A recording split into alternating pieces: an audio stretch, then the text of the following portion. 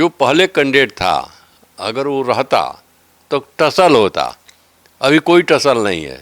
वो प्रशांत किशोर जीतेंगे चुनाव और भाजपा हारेगी। और आरजेडी का क्या हाल है सर? आरजेडी का नाम लेने वाला कौन है? यह एक पारिवारिक पार्टी है और मैं समझता हूँ कि एशिया का सबसे बड़ा घोटाला वाली पार्टी है ये। देखिए, प्रधानमंत्री चौथा फेल, बिहार का मुख्यमंत्री माननीय सम्राट जी सातवीं फेल, और तो और ये विपक्ष का नेता जो है तेजस्वी छठा फेल है। सर तो कांग्रेस अंदर खाने किसको सपोर्ट कर रही है, आरजेडी को या फिर प्रशांत किशोर? प्रशांत को।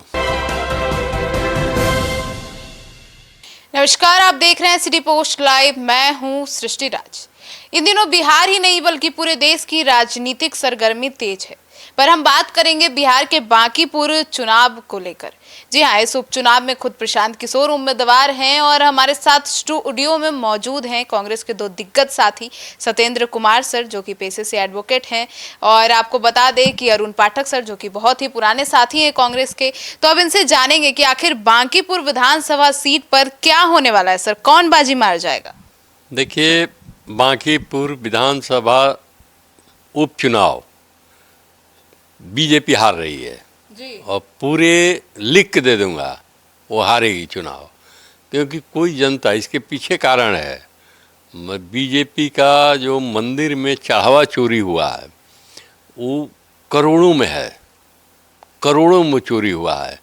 और जो जनता श्रद्धालु है वो चढ़ाया चोरी है, इसका दंश अभी सनातनियों में बहुत कस के है। यह चुनाव न जाति पर हो रही है न धर्म पर हो रहा है। यह चुनाव जो है चढ़ावा चोरी, पेट्रोल में जो इंथाल मिलाया जा रहा है वो, नीट छात्रा, उसके बाद आपको महंगाई, बेरोजगारी, महंगाई से त्रस्त जनता बीजेपी को यहाँ सबक सिखाने जा रही है। ये बदला लेगी और इसके ऊपर ये चुनाव कोई कौन वर्कर है हम बहुत कस के उसे जानते भी नहीं हैं। नीरज कुमार सिन्हा है उम्मीदवार वहां से बीजेपी के। हो सकता है जी। लेकिन बीजेपी ने जब कैंडिडेट अपना बदला उस समय ये चुनाव हार गई। जी। जो पहले कैंडिडेट था अगर वो रहता तो टसल होता। अभी कोई टसल नहीं है। वो प्रशांत किशोर जीतेंगे चुनाव और भाजपा हारेगी। और आरजेडी का क्या हाल है सर? आरजेडी का नाम लेने वाला कौन है? तेजस्वी जी तो यूरोप घूम रहे हैं। कुछ नहीं, आरजेडी का कुछ है ही नहीं। ये वो मृत्युंजय तिवारी भी थे प्रवक्ता, वो भी छोड़ दिए बेचारे। वो बहुत परेशान थे, बड़ा पढ़ा लिखा व्यक्ति है, वो परम मित्र है हमारा जी। उसको लोग बेइज्जत किया है। अंदर में तो आरजेडी अंदर में बहुत ज़्यादा स्थिति अच्छी में नहीं है। यह एक पारिवारिक पार्टी है और मैं समझता हूँ कि एशिया का सबसे बड़ा घोटाला वाली पार्टी है ये। सजाया पास सुप्रीमो उसको राष्ट्रीय अध्यक्ष हैं और लैंड फॉर जॉब के जो आरोपित हैं तेजस्वी जी, तो बड़ी माने शर्म आती है बिहार में और देश में क्या हो रहा है। देखिए, प्रधानमंत्री चौथा फेल, बिहार का मुख्यमंत्री माननीय सम्राट जी सातवीं फेल, और तो और ये विपक्ष का नेता जो है तेजस्वी छठा फेल है। ये कहाँ लेके जा रहा है लोग बिहार को? एकदम विचित्र स्थिति है। जनता इसे आजीज है। बहुत सारी जनता से हमारी रूबरू बातें हुई है, चाहे बहुत सा बांकीपुर विधानसभा के हम अपने खुद हैं वहाँ के वोटर। सर तो कांग्रेस अंदर खाने किसको सपोर्ट कर रही है, आरजेडी को या फिर प्रशांत किशोर? प्रशांत को। प्रशांत किशोर? बिल्कुल प्रशांत किशोर को। मैं तो स्पष्ट कहा हूँ, पिछला बार ही बोला था, अभी भी बोल रहे हैं। और हम इससे हमको कोई डर नहीं है, क्योंकि यह नीति और अनीति की लड़ाई है। यहाँ प्रशांत किशोर राम की भूमिका में हैं और आप लोग विभीषण? नहीं, मोदी जी रावण की भूमिका में हैं। जी। हाँ, और मैं तो एक शिक्षक टाइप हूँ। जी। मैं प्रशांत को भी शिक्षा दिया हूँ कि ईमानदारी से चुनाव लड़ो, जीतेगा। और विपक्ष की भूमिका कैसे अदा की जाती है विधानसभा में प्रशांत किशोर दिखाएगा। प्रशांत किशोर को मैं बचपन से जानता हूँ। इनके पिता हमारे रिश्तेदार हैं, हमारे भाई लगते थे। डॉक्टर रमाकांत जी बक्सर के बहुत अच्छे चिकित्सक थे। उनका लड़का है, संस्कारी तो है ही, संस्कार तो इसमें कूट कूट के भरा, इसमें कोई दो राय नहीं है। ये चुनाव जीतेगा, यह चुनाव इसलिए करेंगे जाति पर नहीं है। बहुत जगह बिहार में तो सिर्फ जाति पर चुनाव होता है, ये फलना जात का वोट, ये फलना पार्टियां टिकट भी उसी तरह से देती है कि इस जात का वोट उम्मीदवार रहेगा तो इस जात का सारा वोट मिलेगा। लेकिन यह चुनाव अपने आप में निराला चुनाव होगा और इंडियन की पॉलिटिक्स में ये छाप जाएगा और संदेश जाएगा कि चुनाव जेन्युइन जाति धर्म न होकर के और मुद्दों पर हुआ। ये हो रहा है। आपकी प्रशांत जीतेंगे, मैं लिख के देने को तैयार हूँ। सर, ऐसे में अभी कांग्रेस की जो सृजन अभियान चलाया जा रहा है उसमें भी बहुत खबर आ रही है कि आप लोग सीट बेच रहे हैं। ये कुछ लोग मुद्दा उठा रहे हैं सृष्टि जी, लेकिन ये हकीकत नहीं है। जो लोग इन मुद्दों को उठा रहे हैं उन्हें संगठन सृजन साथी की जो स्कीम है उसके बारे में तरीके से जानकारी नहीं है। मैं आपको बता दूं, जैसे कुछ लोग बताते हैं कि कांग्रेस की सदस्यता 5 रुपए है, इसमें 50 रुपए लिए जा रहे हैं और एक आदमी 1.5 लाख रुपया दे करके वाइस प्रेसिडेंट बन जा रहा है, 1 लाख रुपया दे करके जनरल सेक्रेटरी बन जा रहा है, जबकि ये हकीकत नहीं है। ये बहुत बढ़िया प्रोसेस है। और कांग्रेस की सदस्यता शुल्क है 5 रुपए, ये सदस्यता शुल्क नहीं है 50 रुपए। ये क्या है कि अगर पाठक जी को वाइस प्रेसिडेंट बनाना है, अगर हम इनको चाहते हैं वाइस प्रेसिडेंट बनाना बिहार का, तो हम 50 रुपए पार्टी के कोष में जमा करके और रेफर करेंगे इनके बारे में कि इनको उपाध्यक्ष बनाया जाए। इस तरह से अगर 3000 साथी, इनके 3000 बिहार के साथी अगर 50-50 रुपए पार्टी के कोष में जमा करके सहयोग करके पार्टी को, भाई पार्टी चलाने के लिए पैसे की तो जरूरत पड़ती है जी। कोई धन्ना सेठ व्यापारी, हमारी सत्ता तो नहीं है कि हम उन पर जबरदस्ती करेंगे पहुंचा जाएंगे।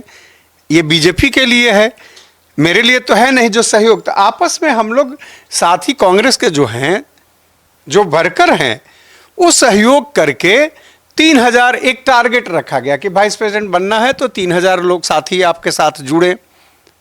भाई कैसे माना जाएगा कि स्टेट क्या वाइस प्रेसिडेंट लायक है? आपके बीच में फॉलोअर उतने होने चाहिए ना। कांग्रेस के जो वर्कर हैं, महासचिव के लिए 2000।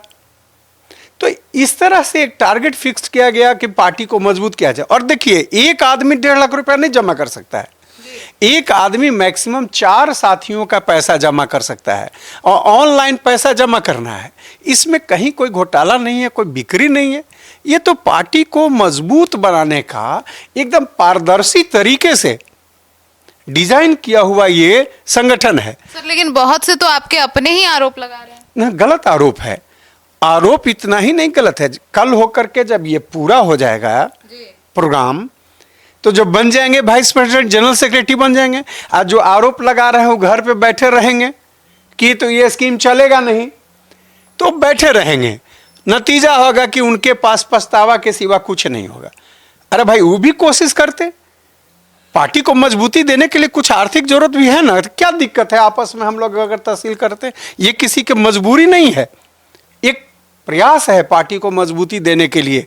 एक तो हम समर्थन देते हैं किसी के लिए, दूसरे आर्थिक सहयोग भी करते हैं। तो उसका परिणाम यह है कि ये पार्टी मजबूती की ओर बढ़ रहा है। तो जिनका जो भी आरोप है, या तो उनकी समझ की कमी है या जानबूझ करके पार्टी के साथ आपसी लड़ाई, गुटबंदी की लड़ाई समझते समझते पार्टी के विरोधी होते जा रहे हैं। ये होना नहीं चाहिए। या तो समझ का अभाव है, या कुछ लोगों का जो अध्यक्ष हैं चाहे प्रभारी हैं, उनके विरोध करते करते पार्टी का विरोध करते जा रहे हैं। तो मेरा तो आग्रह होगा उन लोगों से कि नहीं, आप इस तरह की काम मत कीजिए। देखिए, एकदम पारदर्शी तरीके से है, डिजिटल तरीके से है। ऐसा नहीं है कि पॉकेट से निकाल करके किसी को जा करके जमा कर दीजिए और आपको मिल गया, सो नहीं है। वो दिख रहा है, हम आपको दिखा देंगे। इसमें ये ऑलरेडी है, ये साफ स्पष्ट है इसमें कि कौन साथी कितने इसमें हैं वाइस प्रेसिडेंट के दावेदार, कितने किन जनरल सेक्रेटरी के दावेदार हैं, कितने सेक्रेटरी के दावेदार हैं, और किनके साथ कितने लोग जुड़े, कितने लोग जुड़े, ये सारा चीज हो जाएगा, पता चल जाएगा। इसमें मान लीजिए किसी के साथ 7,000 जो हैं साथी उनको जोड़ करके कह रहे हैं कि इनको वाइस प्रेसिडेंट बनाया जाए, किसी के साथ 5,000 साथी कह रहे हैं कि इनको बनाया जाए, तो ये पूरे तौर पे पारदर्शी है। इसमें कहीं किसी तरह का घपलेबाजी नहीं है। ये बेबुनियाद आरोप है कि हाँ आप जो है सो बेच रहे हैं, ये सही नहीं है, ये सही नहीं है सृष्टि जी। सर ऐसे में अब राज्यसभा से भी एक खबर आई थी कि उनका जो सांसदीय का जो सीट है उसे रद्द कर दिया गया, तो आप उनके बारे में भी थोड़ा बताइए। हाँ, ये कानूनी पहलू है। मीनाक्षी नटराजन जी नॉमिनेशन की थी मध्य प्रदेश से राज्यसभा के लिए, रिटर्निंग ऑफिसर ने उनके नॉमिनेशन को रद्द कर दिया। आरोप क्या लगा कि इन्होंने एक केस के बारे में छुपाया। वो केस क्या था? आंध्र प्रदेश में किसी ने एक केस, कंप्लेंट केस किया कोर्ट में, कोई कांग्रेस का ही वर्कर था जिसने कंप्लेंट केस किया, वहां के लोकल किसी के पर किया। उस समय उन बताया कि ये प्रभारी हैं, तो इनको भी वो आरोपी, एक तरह से इनको भी पार्टी बनाया, मीनाक्षी नटराजन जी को। अब कंप्लेन केस का क्या है कि मजिस्ट्रेट डिसाइड करता है कि ये कंप्लेन रजिस्टर्ड होने लायक है कि नहीं है, और तब वो आदेश करता है एफआईआर करने के लिए, तो संबंधित थाने में जाकर के एफआईआर होता है। कंप्लेन केस हुआ, एफआईआर का आदेश किया गया, एफआईआर में मीनाक्षी नटराजन जी पर एफआईआर नहीं हुआ, तो कॉग्निजेंस होता, चार्जशीट होता है सबमिट, उसके बाद कॉग्निजेंस लिया जाता है, संज्ञान में आता है कि हाँ ये केस एग्जिस्ट करेगा मजिस्ट्रेट द्वारा। ठीक सब कुछ हुआ, उसमें कहीं ये मीनाक्षी नटराजन जी पर नहीं था, यानी एफआईआर ही मीनाक्षी नटराजन जी पर नहीं हुआ, तो केस कैसे हुआ? तो कैसे डिक्लेयर करती कि मेरा ऊपर ये केस है? क्योंकि एफआईआर नंबर उसमें होना चाहिए ना। कंप्लेन केस तब तक नहीं केस होता है जब तक एफआईआर इंस्टीट्यूट नहीं होता है, तो इनके नाम से एफआईआर ही नहीं हुआ। अभी 2 दिन पहले आंध्रा में एक मजिस्ट्रेट ने ये डिक्लेयर किया है कि ना आप पर तो कोई केस ही नहीं है, तो चलेगा कैसे?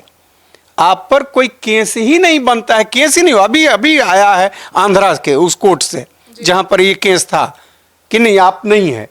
तो ये इलेक्शन कमीशन, देखिए पहले क्या है कि चीफ जस्टिस ऑफ इंडिया, 3 लोगों में चीफ जस्टिस ऑफ इंडिया एक होते थे, तो कानून के जानकार होते थे, उसी हिसाब से चीफ इलेक्शन कमिश्नर का चुनाव होता था दिल्ली में। अब तो ये हो नहीं रहा है, पार्टी वाले लोग कर रहे हैं, सरकार में जो बैठे हुए प्रधानमंत्री और गृह मंत्री जी मिल करके, तो जो आदेश से इलेक्शन कमीशन को कहीं भी करते हैं उनकी आदेश को मान रहे हैं, कानूनी पहलुओं पर वो विचार नहीं कर रहे हैं। अभी देखिए कितना ऑकवर्ड पोजीशन है, कायदे से अब चुनाव तो वहाँ रद्द हो जाना चाहिए। पहले जो निर्विरोध सब लोग चुन लिए गए इनका नॉमिनेशन खत्म करने के कारण, अब तो उन लोगों का रद्द होना चाहिए और फिर से चुनाव, इनके नॉमिनेशन को वैलिड मान करके और चुनाव होना चाहिए। चूंकि कोई केस है ही नहीं तो देते कहाँ से? एफआईआर नंबर होना चाहिए ना केस के लिए, तो कहीं तो कुछ है नहीं। सर अब बिहार के बांकीपुर की बात करें तो वीना मानवी का जो है वो नामांकन रद्द हुआ। उसके बाद वीना मानवी ने जो अभी बीजेपी के प्रत्याशी हैं नीरज कुमार सिन्हा, उनके नामांकन को लेकर भी कहा कि 10वीं के बाद सीधे उन्होंने स्नातक की जानकारी दी, 12वीं कब की, कहाँ की, कैसे की, इसका पता ही नहीं है। ये लैप्सेज है, लेकिन सवाल है कि इस देश में कैसे कानून इस सरकार के रहते मिलेगा? भाई कोर्ट ने कह दिया कि ना प्रधानमंत्री जी का यूनिवर्सिटी नहीं देगा, यहाँ 10वीं का भी नहीं है, डिलीट की उपाधि लेकर के घूम रहे हैं माननीय मुख्यमंत्री जी। तो सृष्टि जी मानवी को मिलेगा? इस तरह से जो चल रहा है। लेकिन देखिए जनता के कोर्ट में पब्लिक इस बार फैसला उसी हिसाब से करेगी।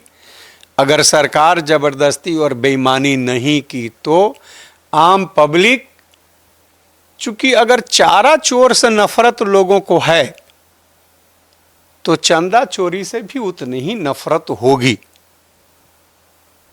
इन दो को छोड़ करके ही लोग तीसरे किसी को चुनेंगे जो नजर आएंगे। और ये बुद्धिजीवियों का क्षेत्र है, सब तरह से परिपूर्ण लोग हैं। तो मुझे जो लगता है बीजेपी जो यह भी चंदा चोरी का काम की है, देश भर तो चोरी ये कह रहा है, लेकिन जो उस राम मंदिर निर्माण समिति के चेयरमैन हैं, जो प्राइम मिनिस्टर के प्रिंसिपल सेक्रेटरी रह चुके हैं, नृपेंद्र मिश्रा जी, वो कह रहे हैं कि तो डकैती हुआ है। तो देश तो इस चीज को मानेगा ना भाई, उसी निर्माण समिति का उसी टीम का आदमी कह रहा है कि डकैती हुआ है, चोरी ये ना हुआ है। डकैती उनके नजर में, डकैती में कई आदमी मिल करके करते हैं डकैती, चोरी तो एको आदमी करता है। तो मिल करके और डकैती किए हुए हैं, तो भगवान के घर में जो डकैती करने वाला है उसको पब्लिक चुनेगी। तो ये दोनों छूट जाएंगे, बीच में तीसरा कोई होगा, मुझे जो अनुमान लग रहा है। देखिए हमारी पार्टी तो चुनाव में है नहीं सर, तो क्या लग रहा है कौन जीतेगी बांकीपुर? अगर एक चारा चोर को छोड़ना है तो चंदा चोर को भी छोड़ेगी पब्लिक। जो चारा चोर को छोड़ देगी वो पब्लिक क्यों चंदा चोर वालों को चुनेगी? दोनों पार्टियों को छोड़ना होगा। तो तीसरी जो कोई पार्टी होगी जो लगेगा अभी, जिस पर कहीं किसी तरह का कोई आरोप न हो, साफ साफ कहिए उसी को चुन। हाँ, प्रशांत किशोर जी उसमें लीड लिए हुए नजर आ रहे हैं। प्रशांत किशोर जी लीड लिए हुए नजर आ रहे हैं, जिसमें आम लोग ये सोचता है कि ये तो दोनों चोर की पार्टी है। घोटाले में शामिल है ना भाई, कोई कन्विक्टेड है, कोई हो जाएगा कन्विक्टेड, होना ही है। अब भगवान के घर में जब हुआ है तो झूठ है, और वही कह रहे हैं जो सब करता धरता है कि डकैती हुआ है। डकैती कौन किया हुआ है? और एक दूसरा जो महासचिव थे उस ट्रस्ट के, चंपत राय जी, जिन पर सब आरोप है, वो कह रहे हैं कि मेरा कुछ नहीं, बीजेपी का सब है करा धरा। तो पब्लिक सब सुन रही है, रिजल्ट उसी का अनुकूल हो गए हैं। सर, तो अंत में आपको कोई ये कहावत बुझा रहा है अभी स्थिति को देख के? देखिए अभी देश, पब्लिक को ये सोचना होगा देश अभी बहुत खतरे में है। देखिए अभी 2 दिन हो गया, एक रिपोर्ट शायद आप तो मीडिया से हैं, आप लोग जानती होंगी, परमाणु संयंत्र का 27 फाइल गायब है। ये देश के लिए बहुत खतरा है। ये माने इतना बड़ा खतरा अभी तक हम नहीं देखे हैं कि जो हमारा गोपनीय दस्तावेज है वो किस देश के पास चला गया, और उसके कंट्रोल कौन करते हैं? अनिल अंबानी। ये भी एक खतरा है, और देश की जनता धीरे धीरे इसको समझेगी। अभी पूरी जनता नहीं समझ रही है कि लीक कहाँ से हुआ और फाइल कहाँ से हुआ। तो कहावत तो माने ये लोग पर कुछ भी कहिए, चंदा चोरों पर, माने चढ़ावा चोरों पर, तो ये कम है। इन लोगों को कुछ कहा तो कहने का हमको इच्छा नहीं करता।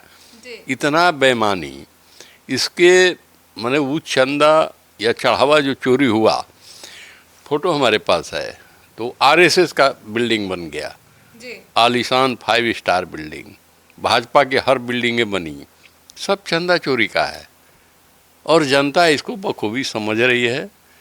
अब माने फिर सियार तरकुल तक ना जिए हैं जी, यही चाहिए था। फिर सियार तरकुल तक इसलिए कहा जाता है कि एक सियार था, ताड़ के पेड़ को देखते रहता था कि फेदा गिर जाए तो हम खा ले, तो उसका मथवे पर गिर गया, तो वो भागा ऐसा कि फिर वो तरकुल का पेड़ देख के 1 किलोमीटर दाएं बाएं से चलता था, पेड़ के पास नहीं जाता था। इसीलिए कहा जाता है कि फिर सियार तरकुल तर ना जिए।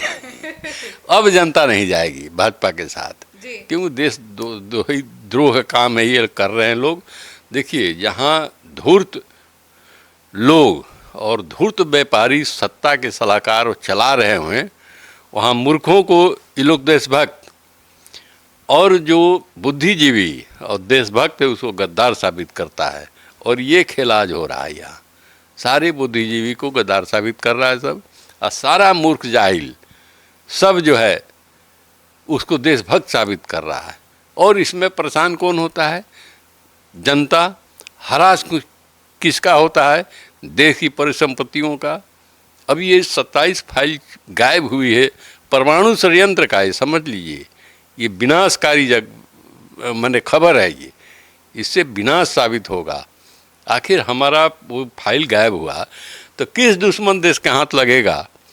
अभी तो भगवान मालिक है, चाहे रॉ जांच करे इसका। और वो नियंत्रण है। पहले भी हम कहे थे कि देखिए पीएमओ को चला रहे हैं अंडानी और रक्षा मंत्रालय चला रहे हैं अंबानी। ये देश के लिए खतरा है, ये होना नहीं चाहिए। देश की जनता सजग हो इसके लिए और खुला रूप से विद्रोह करे, तो कहीं जा कर के शांति मिलेगी, चाहे देश बचेगा। देश अभी बहुत खतरा में है, ये मैं महसूस कर रहा हूँ और बुद्धिजीवी महसूस करेंगे इसको। हाँ, तो सुना आपने। तो अब इस पूरे मुद्दे पर आपकी क्या राय है, कमेंट सेक्शन में जरूर बताइएगा। और बांकीपुर चुनाव में आखिर किसकी जीत होगी, अपनी राय जरूर बताइएगा।